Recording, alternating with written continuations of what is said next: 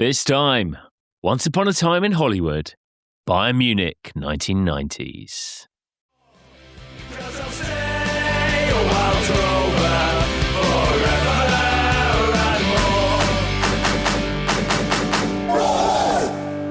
Hello and welcome to By Far the Greatest Team, a podcast in which football fans attempt the impossible to rank once and for all who is the greatest team of all time. My name's Graham Dunn. I'm making the case for Oxford United where it doesn't belong. Joining me as ever, it's our king of the data, Jamie Rooney. Graham, hi. I think data's going to be a struggle for me tonight because I think we might get sidelined by we love films, right? Maybe people don't know that. We love a good film, and the Hollywood film injected into a team we're talking about tonight. I mean, it's like Jerry Maguire in Lederhosen, isn't it, really? But I think you might struggle with Oxford United references tonight, Graham. I mean, I'm looking forward to where you inject them. I really am. Yeah, I need to. Oh, that's where I'll be spending most of the next 90 minutes or so. Talking about, no doubt. Before we get on to the pod, I do have a couple of small bits about any other business. This is our rarely seen feature where we pick up a couple of strands or threads that we mentioned in previous podcasts. Now, when we did the great Summer of Love, the World Cup 1982 frenzy that we had earlier this year, we were talking about the West Germany-France penalty shootout, the first ever penalty shootout. And you said with incredulity when I suggested that the first penalty shootout, semi-final in the World Cup, was a 6 penalties each. That it wasn't 5 and then sudden death. It was 6 penalties each. And you had me doubting myself, and I decided I'd go and do a blog on this, on the history of penalties in some way. And I went to research, find the clip, which I'd seen a couple of times before.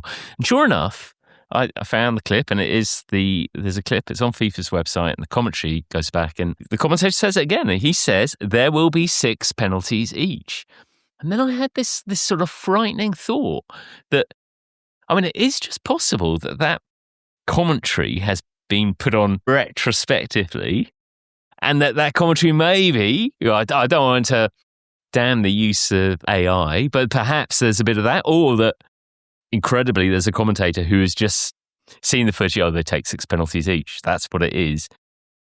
So it is possible, because I couldn't find any mention of this anywhere ever. And then I've been hunting out the original commentary, and I can't find anything that has the opening on it. So it's a work in progress, but I'm prepared to concede that perhaps there's a bit of retro jiggity pokery, if that's the right phrase, which I've come unstuck on. So work in progress there.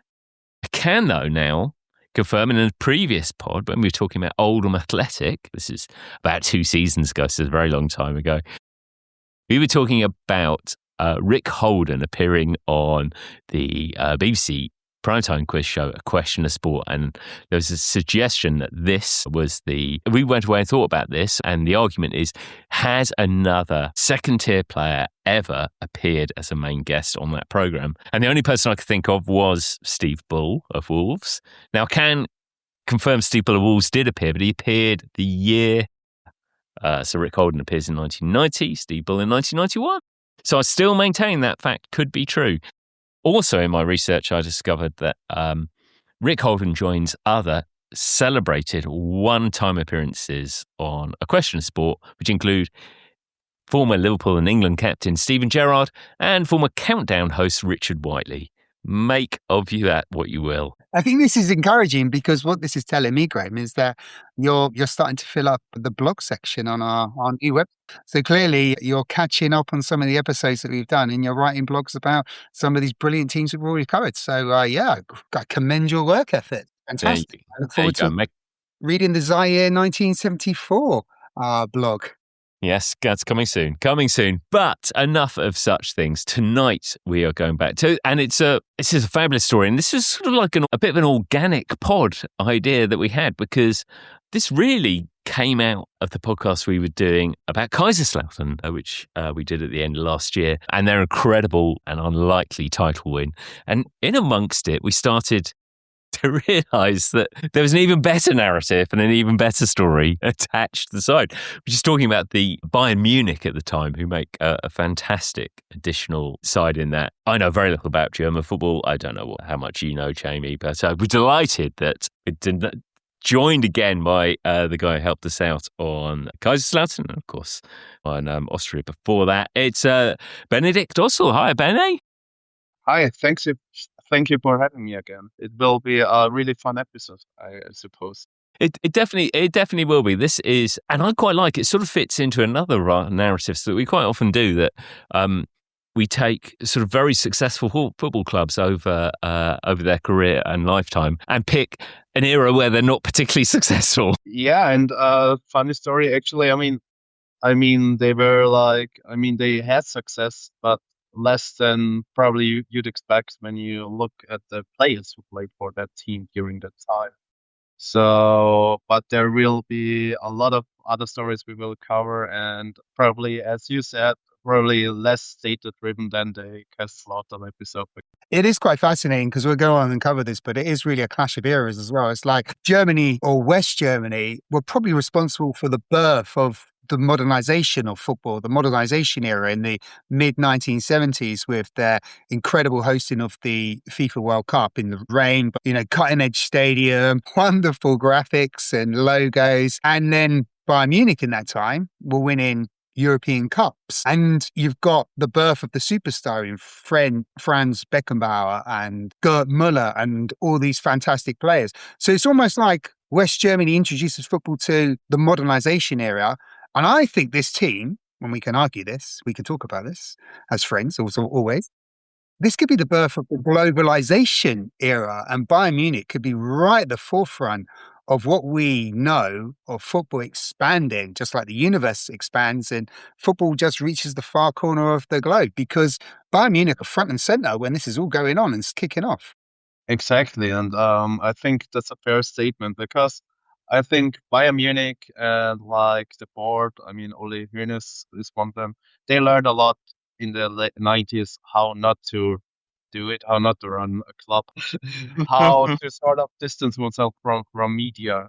And then they later became really successful. But I think they had to get through that period. Uli Hoeneß, I think he's kind of worth focusing on. So he's an absolute Bayern Munich legend player, former player, and then is one of these players that then moves upstairs, as they call it, when his playing career finishes, I think in the late 1970s, early 1980s. So he's been at Bayern Munich for, I think, over 50 years and he may have had a short break, Graham, at some point, an enforced break. Did have an enforced break, definitely. Yeah, but he's pretty much been at the forefront of everything that's been great about Bayern Munich. Bayern Munich, let's not forget, the Bundesliga, you can tell us this, only really began in the early 1960s. Bayern Munich didn't come into the Bundesliga until the third or fourth season. And it's really in the early 1970s where this super club becomes at the forefront of German football. And Uli Hoeneß is there from the very beginning, and he's still there now, kicking around, sharing opinions. Exactly, and he was a very decent player as well. He had to quit his playing career due to injury quite early, I think 25, 26, but I don't know it by heart. But then stepped straight into management, and probably not only Bayern Munich would be like this, one of the biggest club in the world right now, but also like Germany as a whole footballing country would not dare without him. And I think one quote that sums the influence of Ole Hoeneß was because he was in prison when Germany won the World Cup in 2014. And then they did this interview, and there is a really cute interview when Lukas Podolski and Bastian Schweinsteiger, who are really close friends. Schweinsteiger was one of the first to say, and I also want to say hi to Ole Hoeneß and thank you. Without you, we would not be here where we are. So he is this larger than life personality. And there are now some arguments that probably now it would be a time for him to really step down, because there are moments where I think he does more harm than help for Bayern Munich. But he's still undoubtedly Bayern Munich would not be Bayern Munich without Uli Hoeneß. And it is quite incredible, actually, because this and we will come on to it. This is a club that has stars on the pitch, but also off the pitch, because he'd be already enough of a personality off the pitch, but he's not the only one, is he? No, I mean, back then, Franz Beckenbauer was the president. Franz Beckenbauer was, and we will talk about it, he's 2 times he was an interim coach. And also Karl-Heinz Rummenigge is member of the board and was for a long time. And so that is some serious board like coaches had to manage in a way. Yeah, I mean, those Rummenigge and Beckenbauer are essentially the two most famous German footballers I could think of, and then that's before you add on some of the players who were playing on the pitch. Yeah, I mean, during that time, Lothar Matthäus was probably one of the biggest German footballer, Ballon d'Or winner, and basically, and we will talk about it probably at the end, won everything except the Champions League. And obviously then later they got basically every German star there that has been there during that time. For anyone who is watching this or seeing any YouTube clips will be able to tell that Jamie has decided that it would be appropriate to wear a Man United shirt today. Yeah, it's worn out. I mean, it's totally worn out. Yeah. So I think we know. I think we know why Jamie was keen to do this story. But yeah, for lots of reasons. But in fairness, I did suggest we only go up to 98, and then Benny very politely said, "No, we have to do 99." I was like, "All right, then let's do 99 in class." We're not just kind of short on my account. I mean, there is one specific story why I wanted to 99, but we will come to it. Which is wonderful. But again, this goes back to the birth of like globalization, because I am wearing the Manchester United 98-99 football kit where they won the treble. And let's not forget, in that season we'll get to, Bayern also going for a treble, domestic cup league, and also the Champions League. Manchester United don't even wear this kit. They have a Champions League kit. That's how crazy football was coming, that you would wear a different kit for a different competition. I mean, it's crazy. Yeah, it's probably not something that would happen today. So Bayern, they are already a hugely successful club coming into this era. So, and the 80s have been a great kind of generation and period for them. Can we sort of trace where things start to go either wrong or slightly off track? I think basically sort of starts in the early 90s where sort of things shift a bit, because they were quite successful on a national level, but they always had this aim of being like really, really successful on an international level. And then they had this like generation of the World Cup 1990, a lot of good players there. And they wanted to attack then Europe from 93, 94. That is basically the time where it sort of started that Bayern Munich really pushed for greater success. So if 93, 94 is the moment when it all falls apart and it's based around Europe, then we know where it started. We've done this. Norwich City trigger, the whole disaster. Yeah, so I mean, that Norwich game definitely appears like a sort of first sign. I mean, it's a massive shock in the UK for that, because nobody's expecting Norwich to win. I think we viewed it very much from the Norwich perspective. What's this small team from East Anglia doing, winning a European Cup tie against Bayern Munich? But it's a big shock in Germany as well. Yeah, because I mean, Munich is still. I mean, they didn't win the league the season before. That's why they were in the UEFA Cup. But still, they were one of the favorites to win it, and like dropping out in the second round is really early in the season, and please trim it out. But I think I remember collecting a year where Austria Salzburg, so an Austrian team, was in the final. So it was kind of a shock. And it is worth saying, as we and Benny, you kind of covered this a little bit, that is you've got these two prisms, you've got or lenses that you can look through it, which is one around the domestic game and one around what they're achieving in Europe. And actually, domestically, I mean, they're a bit up and down over this period. But in fact, they win 93, 94, though they have this early exit to Norwich. So they do actually win the Bundesliga, don't they? They do, and actually, funny story. It was back then like there was still the 2 points rule. If it would have been 3 points rule, they would be like on the same total amount of points with our lovely Kaiserslautern. Whoa! Yeah. I mean, they would have still like won the league because they had a better goals ratio, but still, they won it again, but they lost in the cup in the round of 16 against Tennis Borussia Berlin, historical known club, like by any means not like a huge club. Basically, Eric Riebeck then had to step down, and the Kaiser himself took over to finish. Franz Beckenbauer then took over and handled it. I know it's a brilliant nickname. It's almost the Kaiser. It's probably the greatest nickname. It's so understated in terms of what he really is and what he represents in world football. But he's the Godfather, isn't he? You know, the Godfather. Just when I thought I was out, they pulled me back in. It just seems to be the string with Bayern Munich. I mean, he's playing the Godfather in this whole kind of FC Hollywood story that's about to unfold in the mid 1990s. Is that unfair? Is that me trying to shoehorn too many movie references into this thing? No, I think it's totally fair because I think he tried to fix something that has been broken already and sort of, but it was more like a gaffer tape fix and yeah, it's like, I mean, we will come to the stories, but but because I think the players had so much respect for Franz Beckenbauer. Obviously, he was the coach of the 1990 team and also the president of Bayern Munich. So that is, but it's just funny thinking of it now, like a president of a football club just saying like, no, I'm not trusting the coach. I'm doing it myself. Something that's very hard to imagine.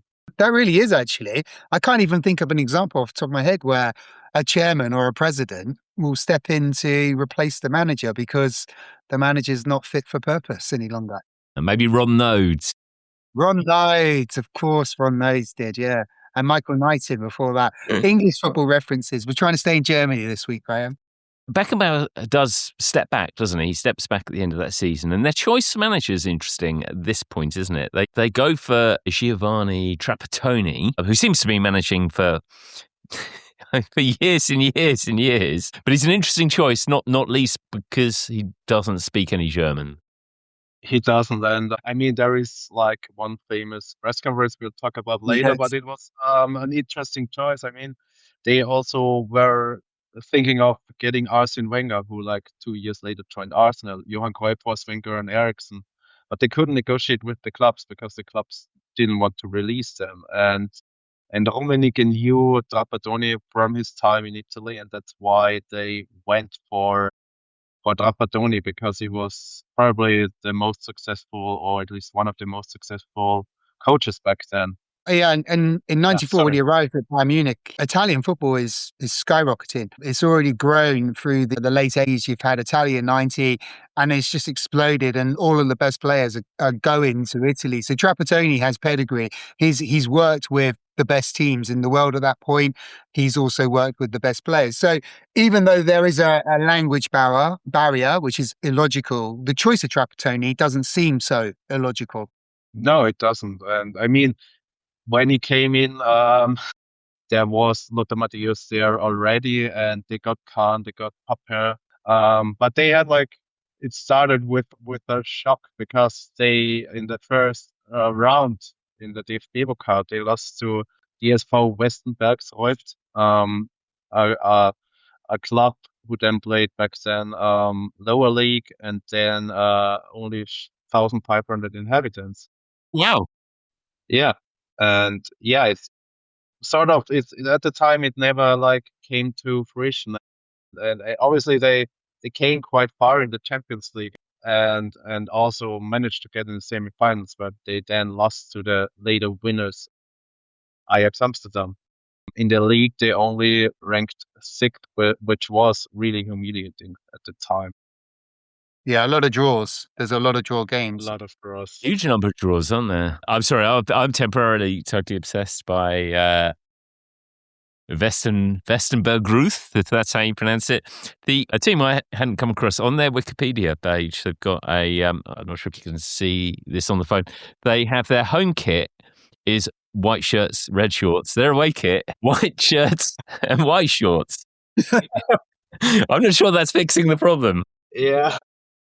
I think that may be a problem with Wikipedia. I think someone hasn't downloaded the away kit. That has to be it. Yeah, and obviously, I mean, they lost that on the 14th of August, and 3 days later, the most humiliating defeat comes. They lost in the Trofeo Luigi Berlusconi against AC Milan. Pre-season tournament I didn't know about before I did the research. This Trapattoni season, so the league season. The league is a bit of the cup is a bit of a disaster. The league is a bit of a disaster, but Champions League looks much more promising, doesn't it? It does. They were in a group with Spartak Moscow, Paris Saint-Germain, and Dynamo Kiev. Dynamo Kiev, a team, obviously, they will face a few years later in the Champions League again. And they did manage to win the group. But they then managed to get to the next round. And in the knockout stage, because there were less teams back then already in the quarterfinal, they managed to win against Göteborg, but actually didn't win a game. They were just 2 draws, but they managed to go because of the away go through. And then they faced in the semi-final the very young team of Ajax Amsterdam. Then later won against AC Milan in the final. That is a team we've covered, Graham, just in case you're curious. In case I can't remember. Yeah. So I feel like bad for Bayern Munich because they could have, if they would have managed to get to the final and play against AC Milan, they could have taken revenge for their loss at the Trofeo Luigi Berlusconi. So that is a missed opportunity. Beautiful symmetry that would have been. Wonderful. Mm. But I mean, the draws continue though, even in the Champions League. I mean, it's a good run to the semi-finals, but they only win 2 of the 6 group games. They draw 2, they lose 2, and in the quarterfinals they draw both games against Gothenburg, and as you said, and and they draw one of the legs against Ajax. So there is this consistency that Trapattoni is doing a good job, but not a great job. And I think 6th position for Bayern Munich in the Bundesliga is probably unacceptable. Would that be fair to say? It is fair to say. I mean, if Mönchengladbach would not have won the cup, there would not have been any international football, just because the place for international football would have gone to the next club in the league. There would not have been any international football, and that would have probably also it's a very big what if in a way, but we don't know if they would have attracted Otto Rehhagel and also probably Jürgen Klinsmann for the next season if they would not have played international football in a year where there is the European Championship at the end of the season. So yes, they had to change and they got big. So they got Otto Rehhagel, we talked about him, but he was very successful at Bremen. Also, probably a story to cover, Otto Rehagel's Bremen. And obviously, they also got a few very big names. They got Sforza, they got Strunz, they got a lovely Austrian named Andreas Herzog, and obviously the big name they got was Jürgen Klinsmann. And is it fair to say Rehhagel comes in? Bayern Munich have a brilliant squad. They've signed Jürgen Klinsmann, brought him back to Germany, and it's kind of set up for success. Is this the part where we kind of leave the pitch and start focusing on the stuff off the pitch? Is this where the whole FC Hollywood idea comes into frame? I think it does, because Jürgen Klinsmann came during a time where Lothar Matthäus was injured. So Lothar Matthäus basically missed a lot of the 94-95 season due to injury. Then he came in, Jürgen Klinsmann came in. Obviously, they knew each other from their time in Italy. They didn't get along great at the time. And actually, watching a documentary, there was not a specific reason, nothing that really happened. Probably it's just because they were just really different types of personalities. And both of them big leaders, but in a very, very different way. And that's how it started in a way, because Rehhagel really started strong. So while Matthäus was still recovering from injury, they managed to win the first 7 games. And while Matthäus was doing rehab. And what Rehhagel brings, and we've spoken about Rehhagel with yourself anyway, with Kaiserslautern and with Gus when we did Greece as well. He has a certain way of working, and he has a strictness about him that will work with some players, but may not always work with all players. And the big difference here between Kaiserslautern and Greece is that Bayern Munich are a giant in Germany, and they're on the precipice of tipping over to become a giant globally.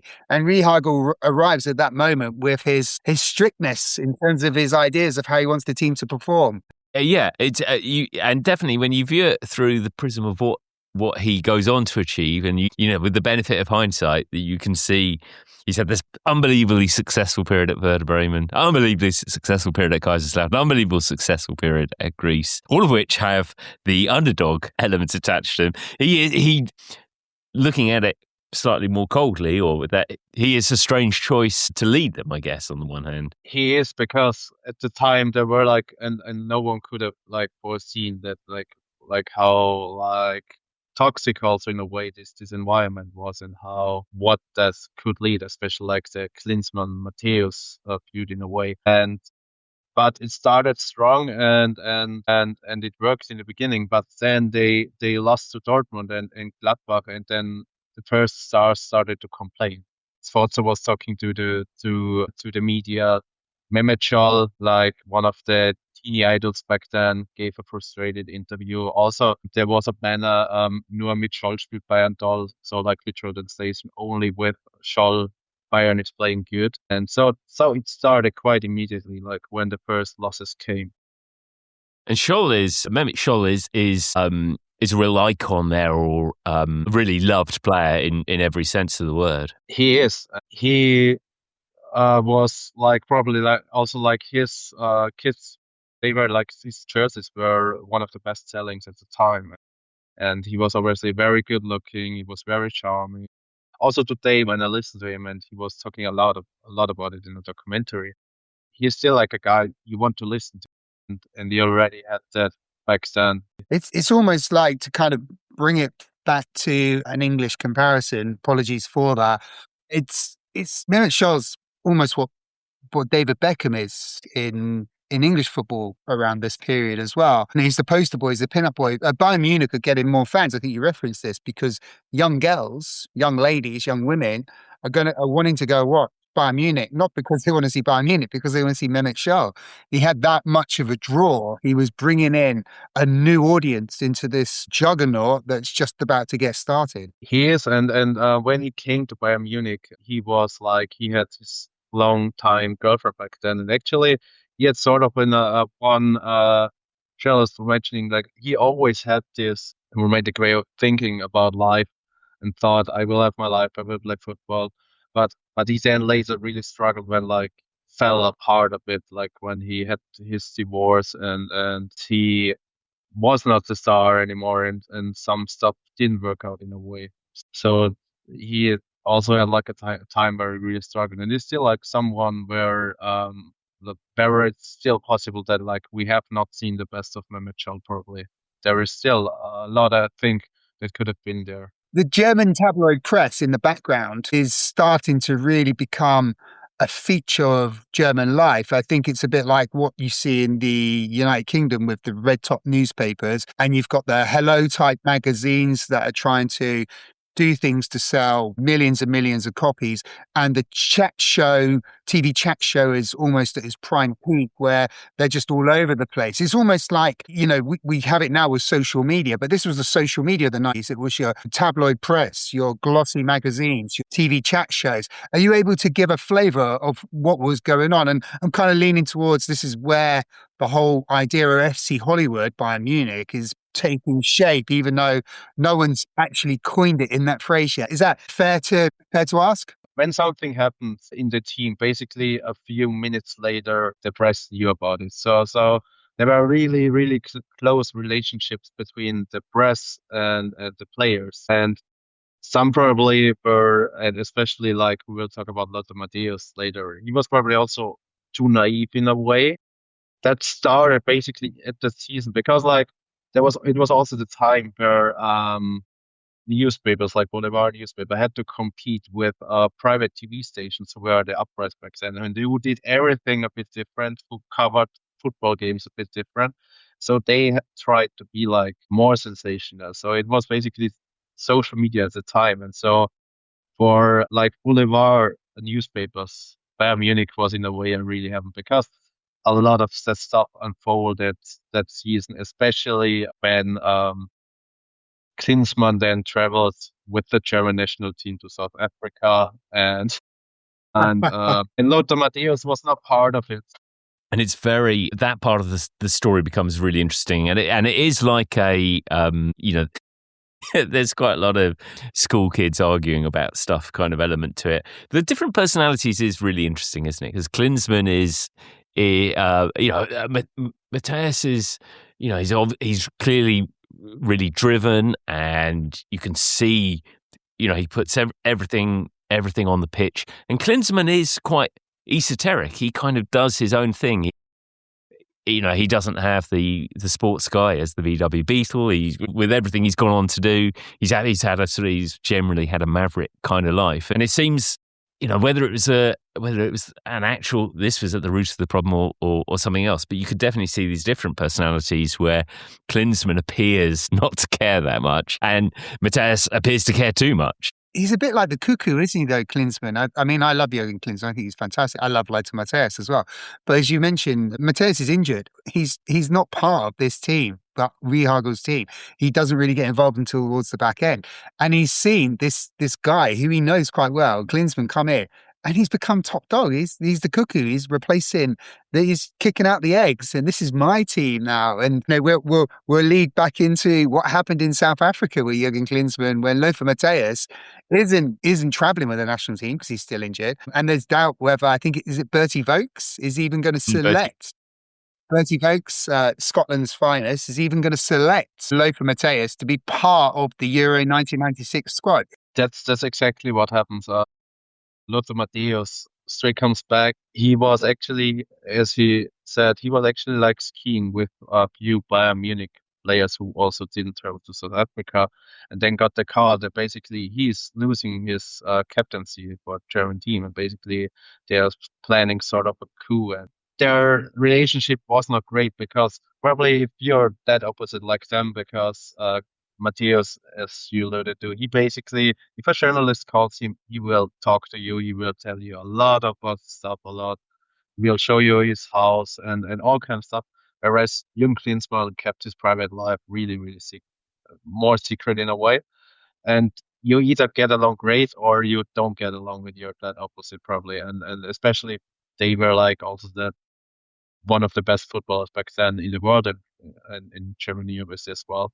Lothar Matthäus didn't travel to the Euros 96 and wasn't a part of that winning team, and also didn't see a single game of the Euros, as he said. Yeah, it's absolutely brilliant. There's a documentary that was on German television. It's very nicely spliced together, and I think he's at the time Matthäus is interviewed and said, when Germany, of course, under with Jurgen Klinsmann as captain, win Euro 96. I think he's asked whether he watched the game. He said, yeah. And then they cut to him in an interview. I've never watched it. Yeah. The seeds of that are really being sown because it is December when the German team go to South Africa. It's in the mid-season break, the winter break. And I think they go for these games. And I think Matthäus gets a phone call from one of the players who's in the travelling squad to say, as you mentioned, that there's a coup going on. They're getting rid of you. They're getting rid of you, Lothar. And Jurgen's right at the heart of it. He's the ringleader. And I think it just kind of like gets his pulse racing, doesn't it? Yeah, and he said later he always hoped that he still like could make the squad, and then he was like constantly like obviously there was like this thing going on, but there was also just another reason that he was injured for a long time. So he started then playing again a lot, like starting from 96. But he then constantly like was asking Betty Books, like, will I be in the squad? Like, or can I just book like a holiday? Yes. And then he didn't got nominated, and then obviously he talks to the press that he feels betrayed. But then even like the Bayern team, like the Bayern like players, then wrote a letter to Bayern Munich that they are not sure whether Matthäus is still the right captain for Bayern Munich. So this like really got to a new level. at one point, doesn't he sort of challenge Jurgen Klinsmann to a duel on TV? I assume a duel of talking rather than an actual duel. Obviously, the latter would be more fun, but yeah, he challenged him that they could and this is like a stereotypical Lothar Matthäus way to handle it, like do it publicly in front of millions of people, because this would have been primetime. Probably that would have been shown in England as well, because Yeah. and a lot of people would have watched it. And yeah, it didn't happen. Probably it would be big on YouTube if it would have happened. It would have been amazing. Yeah.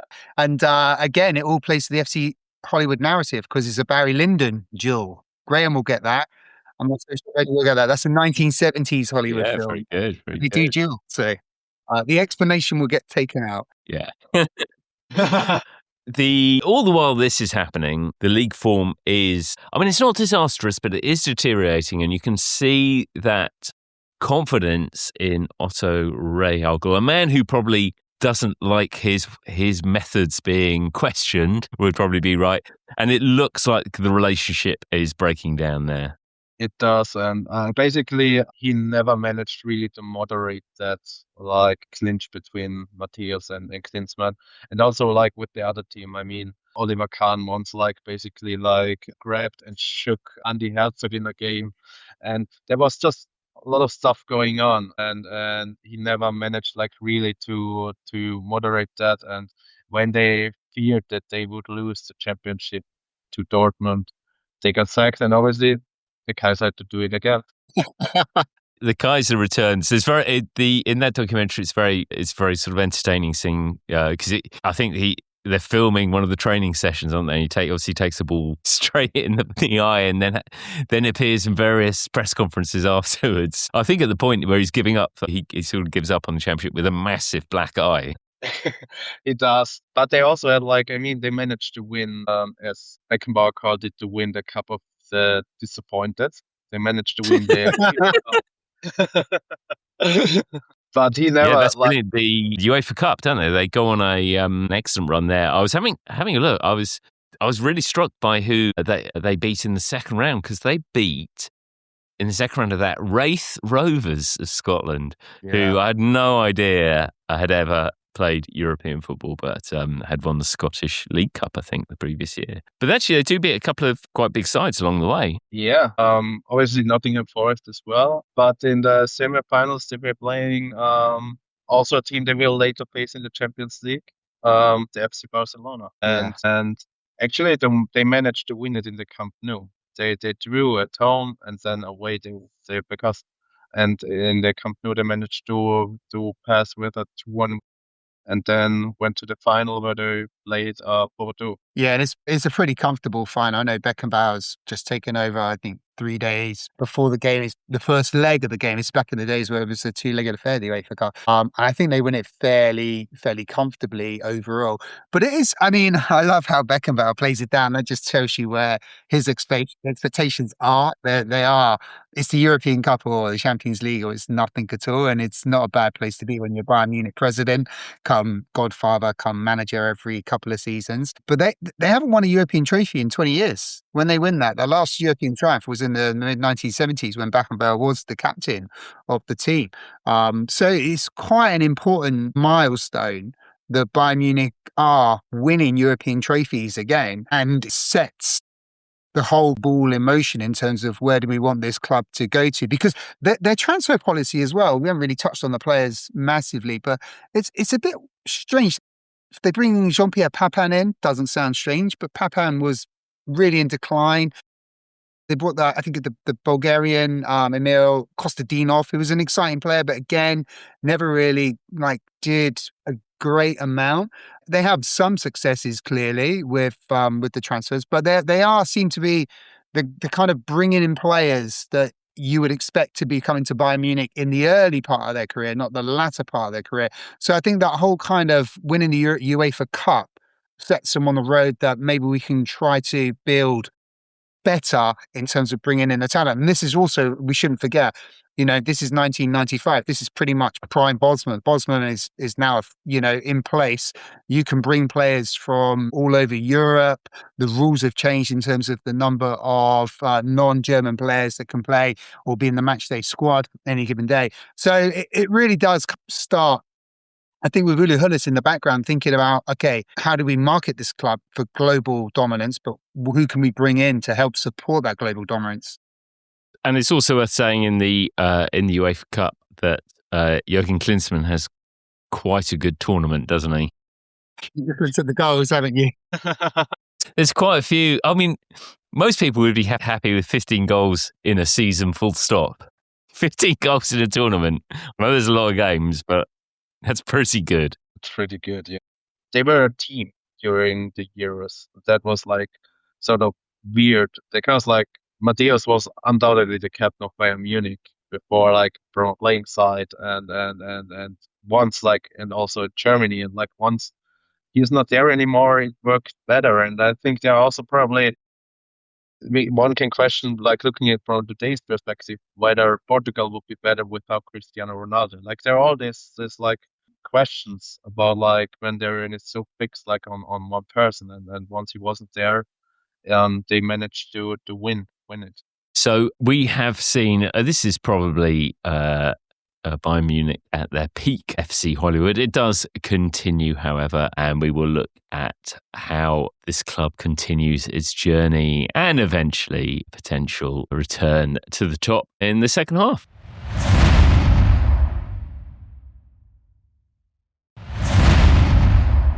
Excellent. So welcome back. We are looking at the fabulous Hollywood years, FC Hollywood of Bayern Munich. Now, we left this side in a degree of disaster and confusion. They had failed to win the Bundesliga. Otto Rehhagel, the manager, is gone.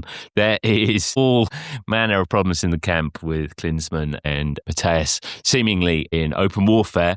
But actually, things sort of, they managed to find a peace over the summer in some kind. Germany, unified Germany, Graham. East and West are back together.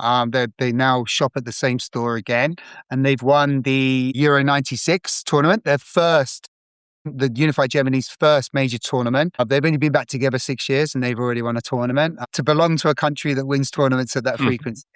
And it's a unified football team as well. So Bertie Vogts, for all of his problems that he's had where he may have travelled, he's done a pretty good job with the German national team.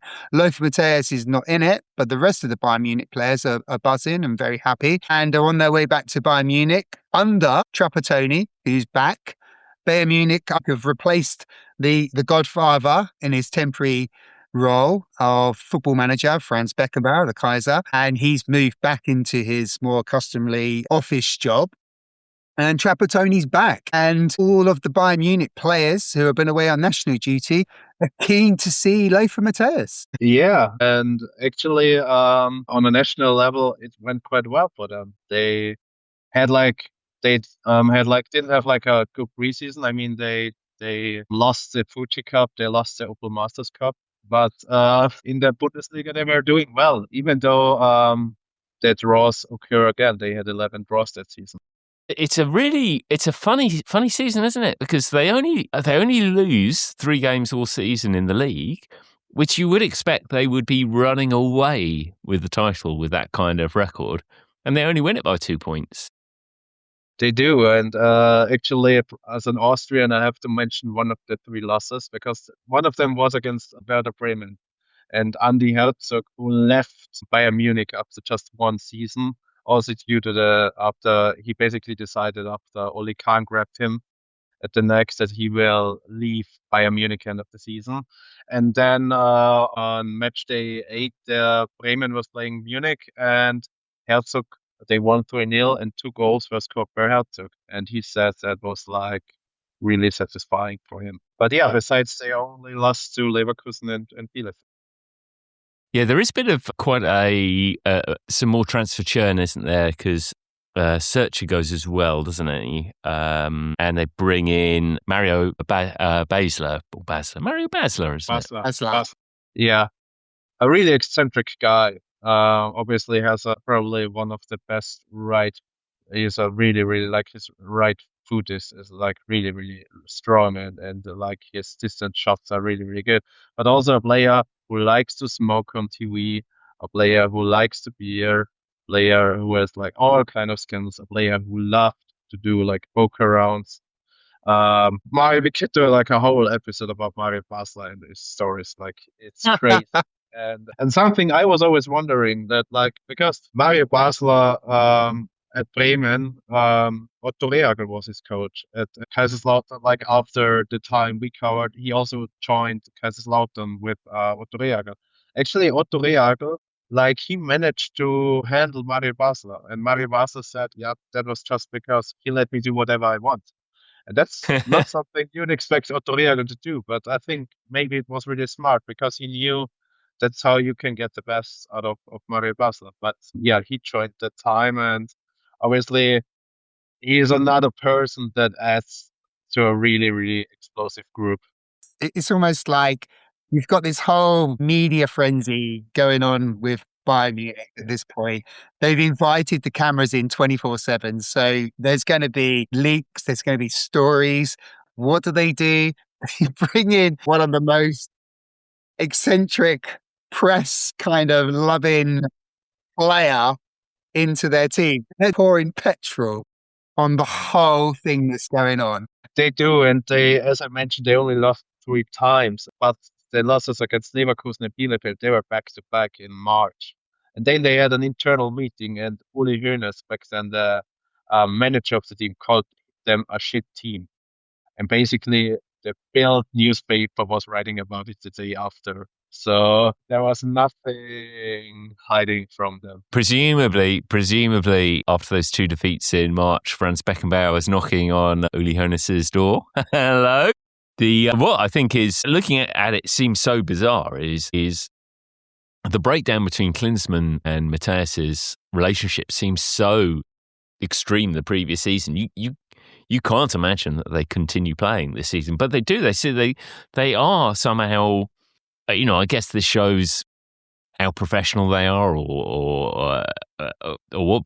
But they're both playing across the season, aren't they? They do, and like they had like a really, really good Bundesliga season. I mean, they didn't have like a good international season. So basically, as it was like that time that only like the champion was in the Champions League, they had to play the UEFA Cup, and they lost in the first round. And they also dropped out of the DFB Pokal in the quarterfinal against Karlsruhe, the former club of Oliver Kahn and Mehmet Scholl. But they, in the league, they were basically doing great. But of course, there were still like stuff going on. Mehmet Scholl like had a really, really poor season. And there was an incident when they were on a holiday in Austria, the whole team, and he got really drunk and rioted in the pub and attacked other players. And it was really hard to manage because he was a pop star, but still he was not playing at his best. So it continued again. I think there is a fundamental difference between the season previously and this one. Obviously, you've got what's going on with the national team, but Matthias is playing from the beginning. He's gone through his injury. He's established himself back into the order. I think he probably feels he's got more control. Now he's in amongst the players. He can be amongst Klinsmann and almost try to mediate and build a relationship with Klinsmann and the rest of the bunch. And I think it's being in the dressing room every weekend helps probably a little bit Matthias to stop feeling like he's got FOMO when he's in the recovery room. So I think that's quite a big difference between the 2 seasons for Matthias. It is, and Klinsmann was firing that season. He was their top goal scorer. He had 17 goals, and the second one I think was Christian Ziege, defender. It's incredible.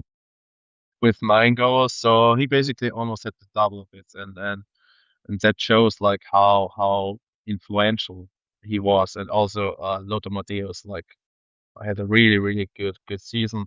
But it also started that Jürgen Klinsmann was not that happy. He was subbed off a few times, and obviously he kicks a hole then in an advertising bin. That is kind of a famous video. And he also left the club after the season, went back to Italy before obviously then went back to Tottenham for a short period. Because he also said he never felt that he fit into that team.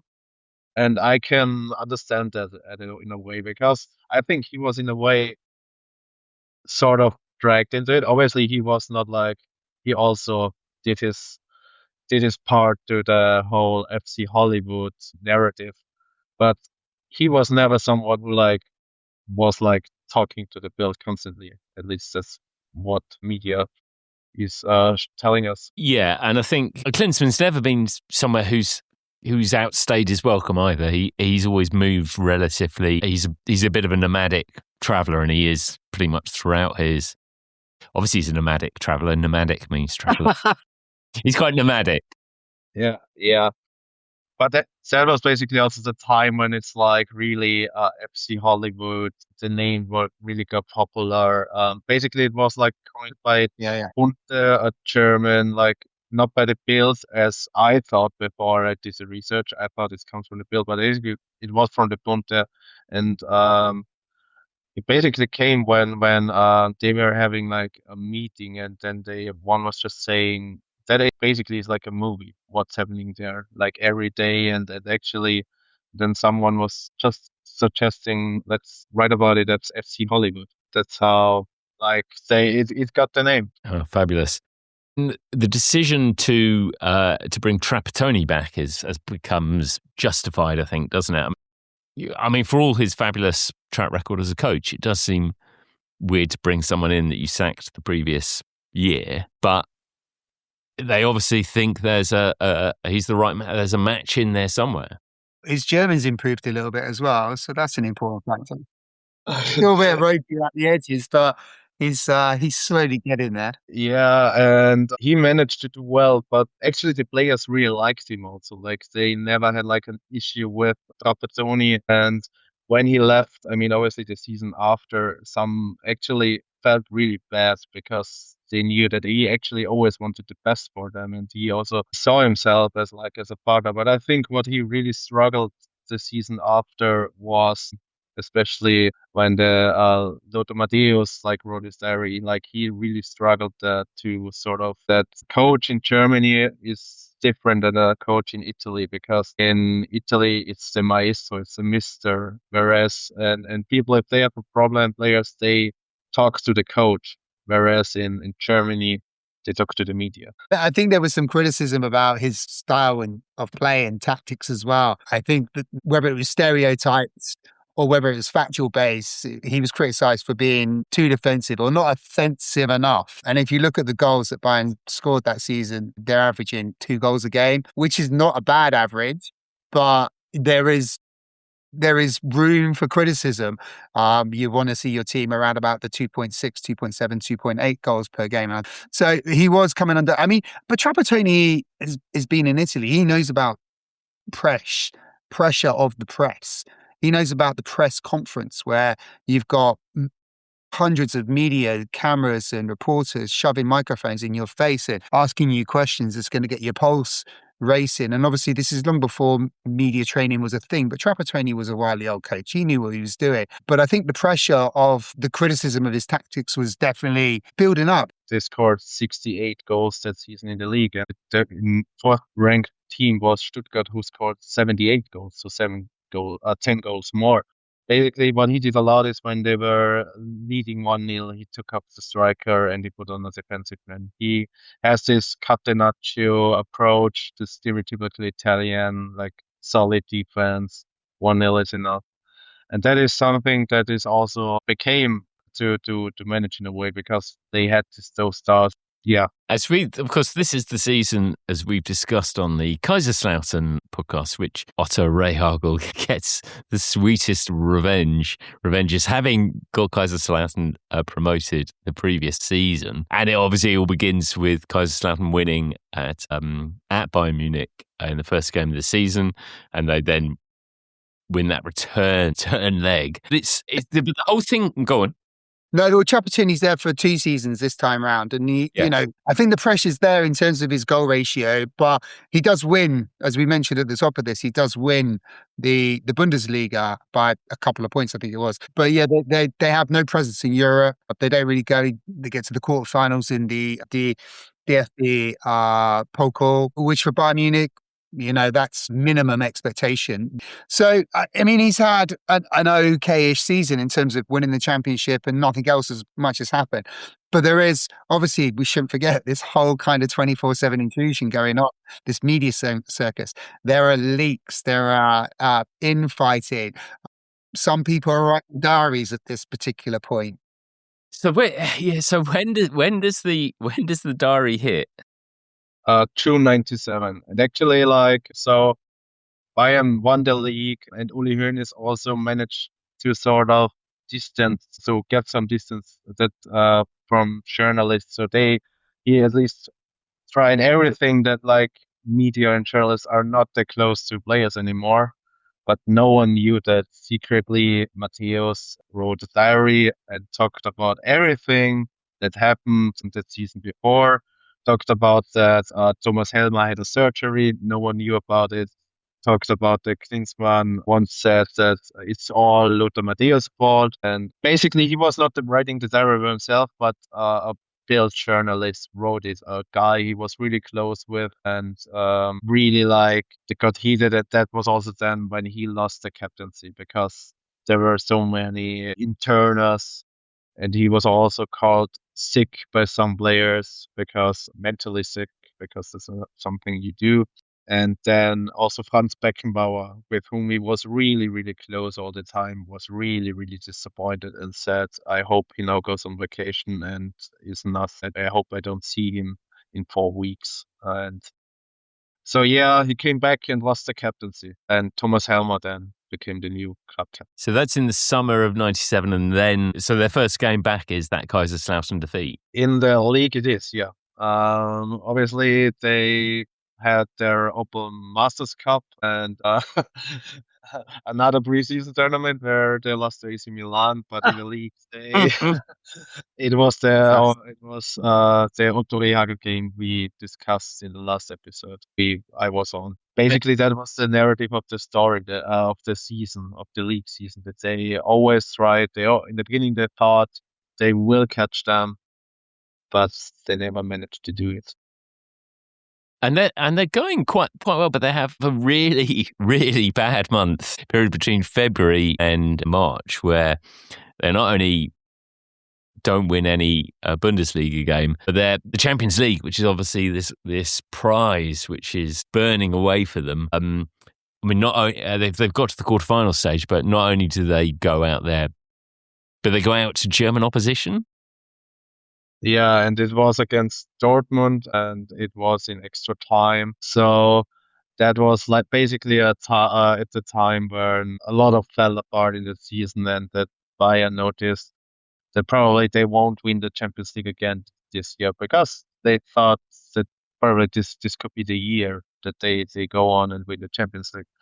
Losing against Dortmund, especially, I mean, dropping out in the quarterfinal always hurts, but dropping out against the German opposition obviously hurts more. They do up ending winning the cup, the DFB Pokal, where they also managed to win against Kaiserslautern on their way to the final. But the big talking point of the other season is, as you said, Graham, is after the March games, after a loss to Schalke, where Mehmet Scholl and Basler publicly complained that they were benched again.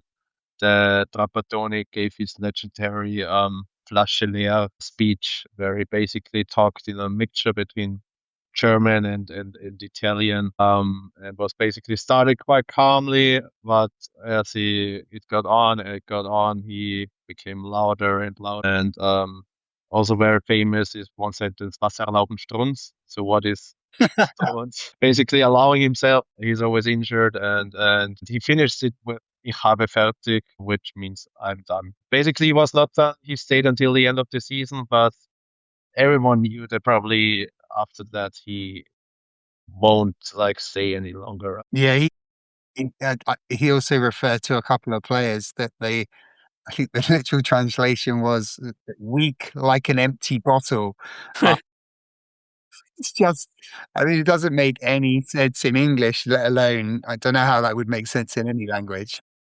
Yeah, and actually, I was once at a football pub quiz, and it was one question was which players does Trapattoni name on that speech? Like, name all the players he mentions, because he like Calls out Mimic Shaw, I think, and he definitely has a go at Basler, but I think Struntz is the one that takes Stones the is the famous Struntz. one. Yeah, especially with that it's always injured, immer verletzt, and this is just like also his Italian accent obviously adds up to it.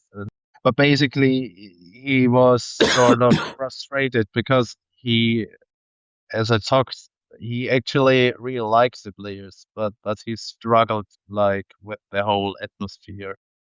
And no one you saw it coming, that speech, because it was after they lost to Schalke, I think. He then was in Italy for a few days, and then he came back and wrote to the press officer of Bayern Munich that he should arrange a press conference, and then that rant started. And yeah, Yeah, I think the rant happens between the two crucial quarterfinal, Champions League quarterfinals with Borussia Dortmund as well. So they've drawn the first one. Then he has his breakdown on in front of the media where he rambles on, bless him, in frustration. Clearly, there's so much going on in that football club that he probably has no control over. He's probably frustrated that there's leaks all over the place. In fairness, and you referenced it, Benny, Uli Hoeneß is trying to control the media. He's setting in boundaries. He's trying to set up a different type of culture in terms of how the media. He's hiring private investigators to watch his players. yeah, But it's quite ironic that he's having this meltdown, and as you said, he finishes with unfinished, and this is mid-March, so you kind of know that he's not going to be the coach next year. Then they go and lose to Dortmund 1-0, and it's almost like the Bayern Munich hierarchy of taking note of who Dortmund have got in the dugout and thinking, well, we know who's going to be our next manager. they do, and it was not that easy to get that coach who obviously kicks out Bayern Munich, but obviously also won the Champions League with Dortmund himself the year before. So Ottmar Hitzfeld basically was like then probably the best German coach on club level at least. And Ottmar Hitzfeld actually, after quitting Dortmund, wanted to take a break because he said it was really intense. He felt burnt out. But Uli Hoeneß, Rummenigge, and they managed to play a few rounds of golf with him, talked into him, and managed that he actually then sees it as an interesting project to take over. And to be fair, actually, it was quite successful looking at it from today. And I think it's one of many decisions that are being taken at that point with Uli Hoeneß trying to control the press as well, which is trying to bring control and an end to this whole FC Hollywood period. So I think when Hitzfeld comes in, it does start changing. And then, one of the first players that's recruited, I think, is this time that Stefan Effenberg arrives? It is. And that's actually quite funny that no one thinks that looking at it now, it's actually quite obscure that you got Basler, that obviously Klinsmann was not there anymore. They got Klinsmann, they got like Mehmet Scholl was there. They had already this like really melting pot of difficult players. And then they get like the enfant terrible of German football, the guy with the most yellow cards in the German Bundesliga. Obviously an absolute leader, but also like a really alpha animal and not an easy guy to handle. But yeah, Effenberg had unfinished business with Bayern Munich, and he came in, and it would have been something of presumably there'd be some stuff that had to be navigated with Thomas Strunz as well. It was that was like is now like his wife Claudia Effenberg was in a relationship with Thomas Strunz, so they had like I don't know exactly when it started, but this is sort of still like something that obviously adds up to the FC Hollywood. That like one guy now in a relationship with. On every level, there's something Hollywood going on there, isn't there? Something that the papers can get interested in. Yeah, this is front page stuff.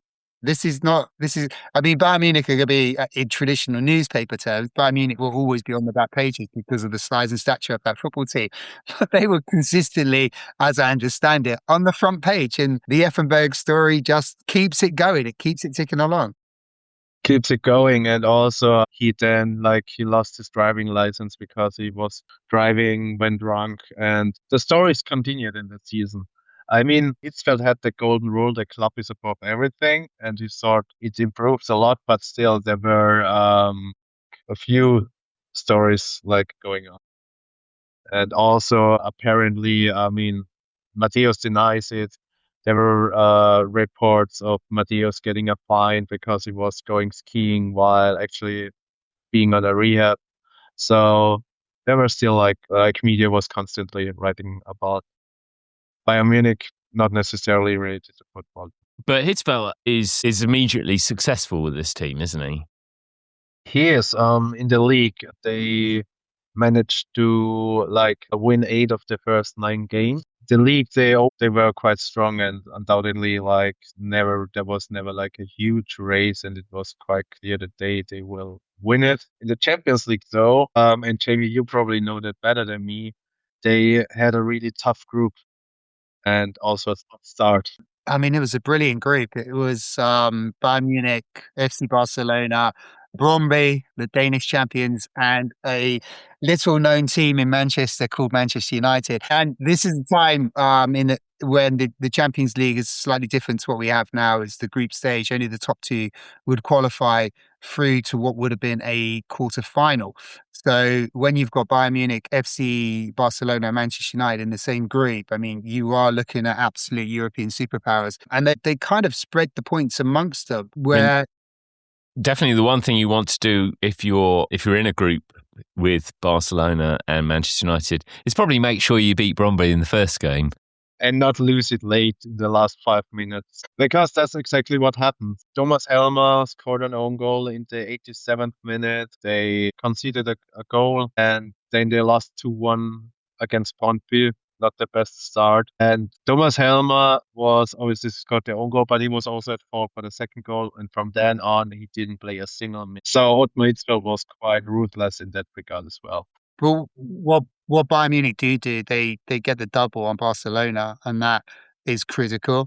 I mean, the group effectively shapes itself. So when Bayern Munich go to Old Trafford in early December, a draw will probably be enough for both teams. I'm pretty sure how it works out. And in the spirit of Austria and West Germany, the game is it's the result that both teams through. Yeah. So I think Bayern then even topped the group, something no one would have expected after the first two game. rounds.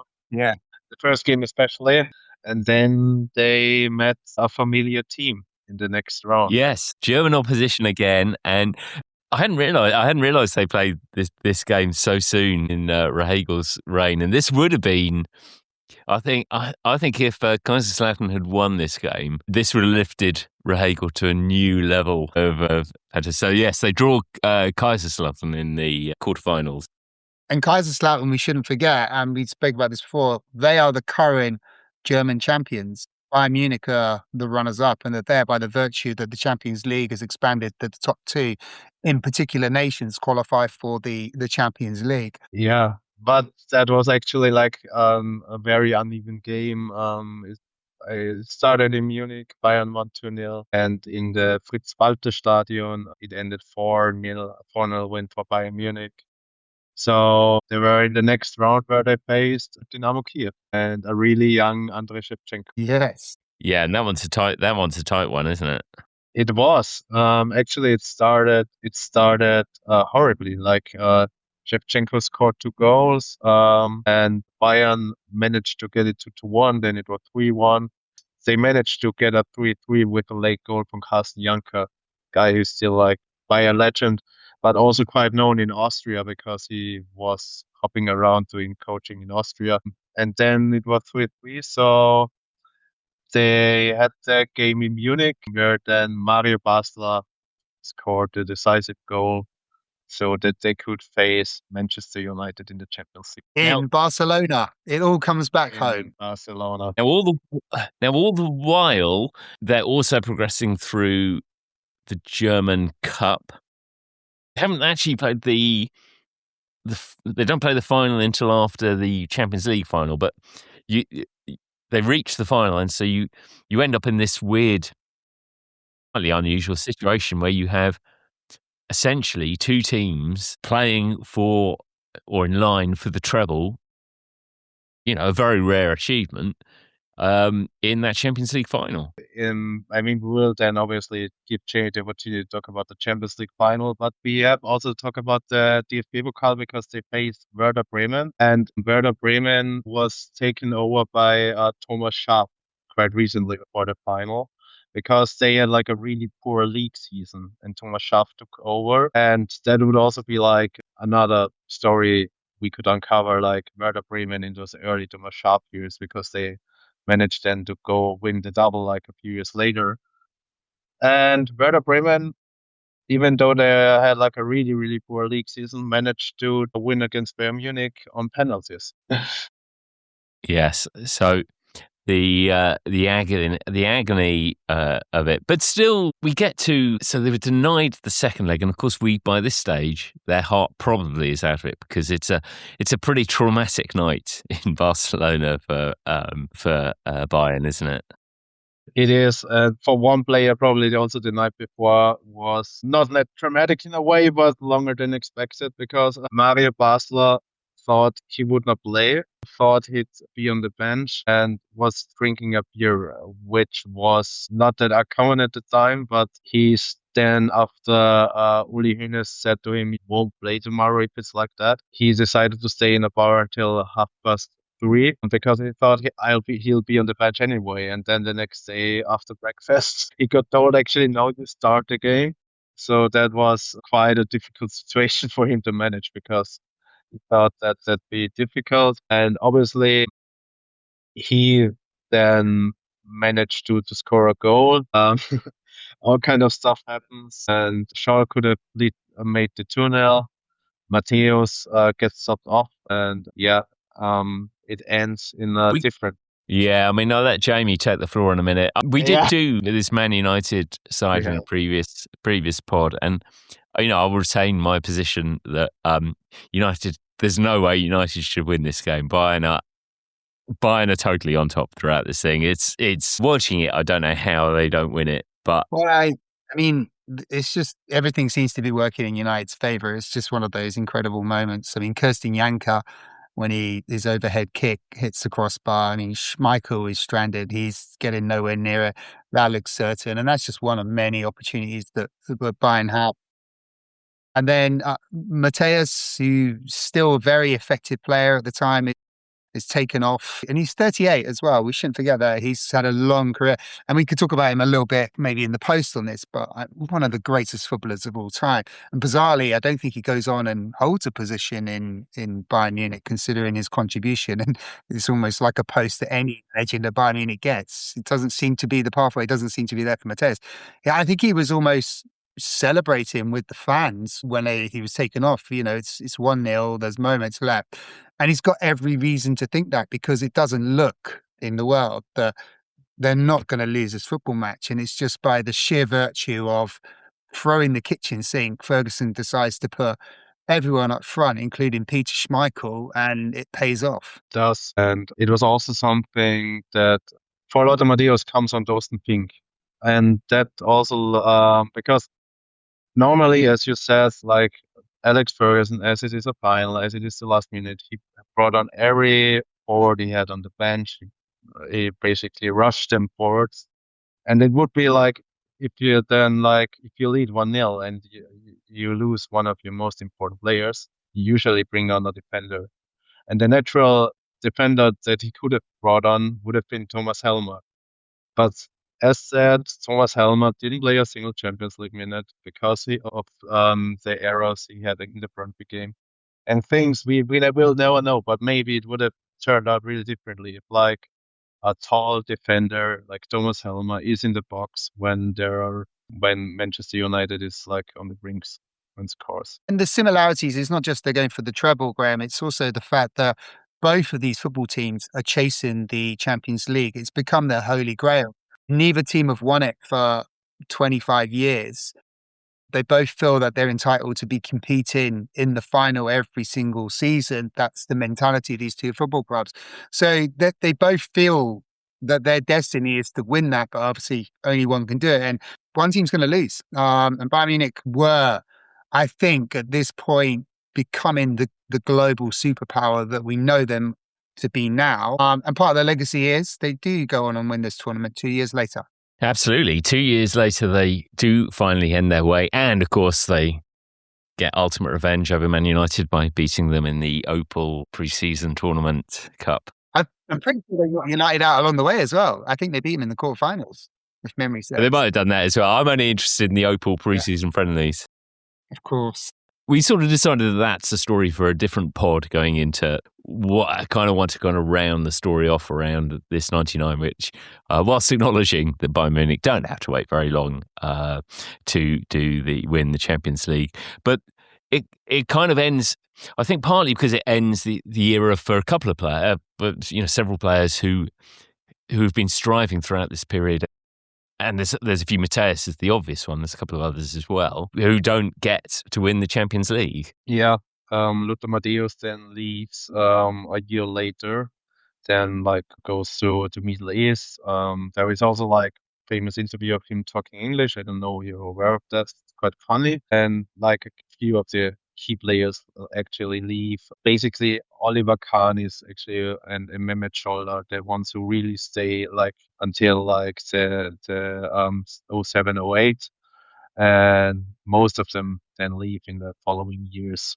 And we must not forget that most of them also are already in their 30s. So Basler is 31, but Matthäus is 38. So they are getting in those age where they are probably Bayern need to do something different, and obviously it then was a really different team. They got in more international players.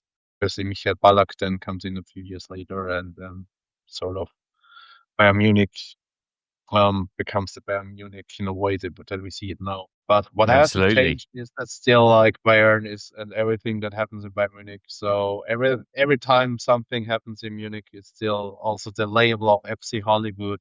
It's still up to this day. Yeah, it's fascinating actually because it is, and certainly probably over the last 2 seasons more than any point for a while, with management churn, with stories around being aired. There is this Hollywood FC Hollywood thing kind of lives on. It does, and I think what's really funny that back then Uli Hoeneß was the one who sort of tried to not add more oil to it, and he actually is a big reason why it is still referred to as FC Hollywood, because he doesn't miss the opportunity to say something about a player or about the fans even. That he called that the fans are responsible for the bad, that there is not that much noise in the stadium. He obviously doesn't like Juan Bernat because he's not a good footballer. He said that publicly, and so this is everything is still going on today, and mostly it is in a way related to Uli Hoeneß. We can say that. Yeah, I think he's kind of in the background the whole time this is all going on. I think has quite an influencing factor. And do you know what? I can see it now. I'm predicting the next couple of years. Wrexham are in the Premier League. They qualify for the Champions League. They draw Bayern Munich in the Champions League group stage, and the press are all over it. The FC Hollywood derby. Isn't that really fantastic? It's got to happen. It's got to happen. And just to give you just to rattle off some finances.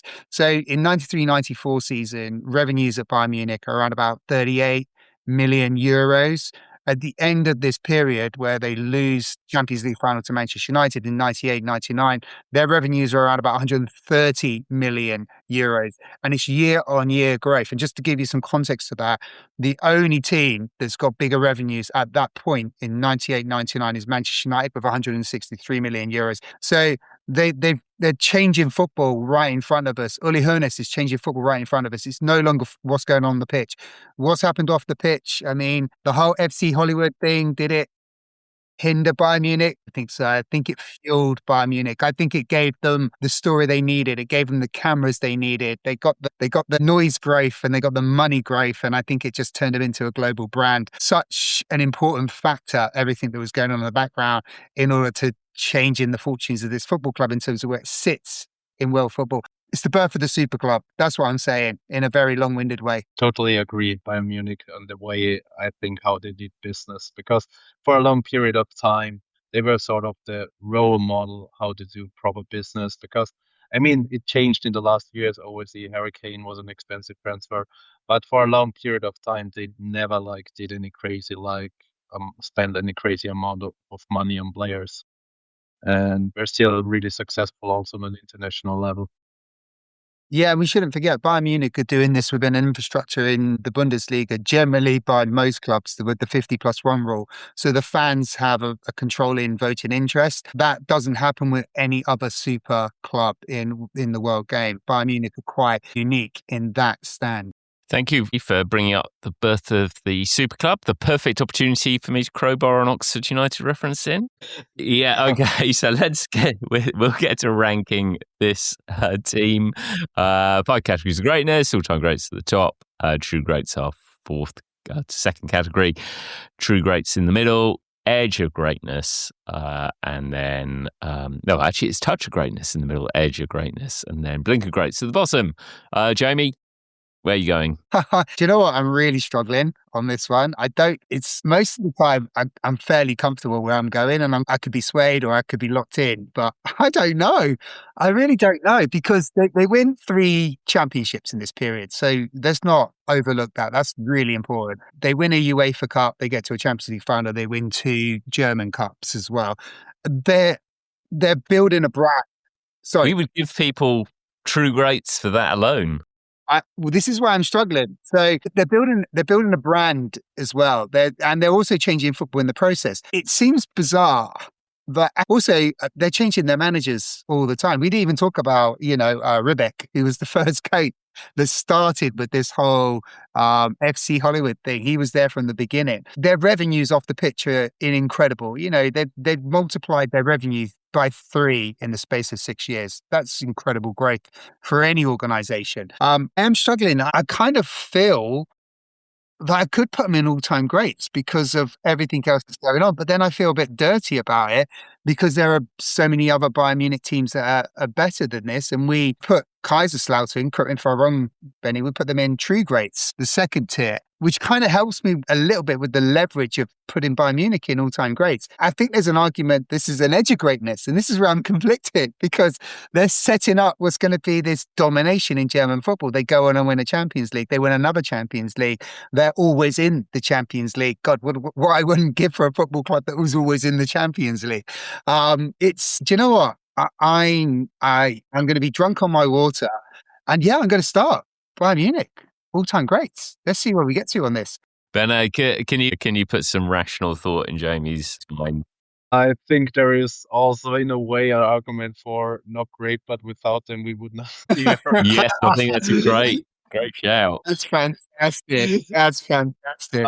But I'm not going there. It's tough, as said, because obviously they win things, don't win they get there, but I also in a way also what with the same discussion probably we would have with the Galacticos a few years later, and all those stars, what could have been. And so for me, I'm comfortable with true greats. That's what I meant. I'm comfortable with true greats because they win, but if they would have won the Champions League, probably, because then you have those Hollywood story, because then you have this happy ending. If they would have won the Champions League and they were just a few minutes away from winning the Champions League, because then you have those FC Hollywood, you could really make a proper Hollywood film out of it. But usually Hollywood movies have a good ending. So for me, there is no proper, really good ending. Obviously, they win the Champions League years later, but that's something that usually happens in part 2 or whatever. So for me, I'd go with true great. I think we're going to find some common ground because for me, on the pitch, touch of greatness. Off the pitch, All-time greats. So I'm going to split the difference between any team that is that committed to self-destructing and playing out its petty schoolboy arguments and jealousies out in the public domain deserve something. So I think we say Bayern Munich, FC Hollywood are true greats. Excellent. Good stuff. Enjoyed that. Benno, thanks so much for taking us through there are so many elements to that story. No. Yeah, it's crazy. I think and crazy what and Oliver Kahn said that actually quite recently what they were allowed to do, and it's just I was talking to my mother weekend and said that I will do the podcast again with you, and my mother is not into football at all.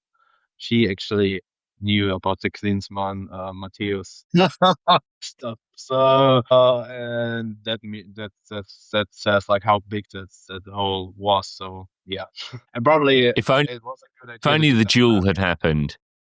Oh yeah, we would have all seen it. It would be like one of those clips about football that everyone.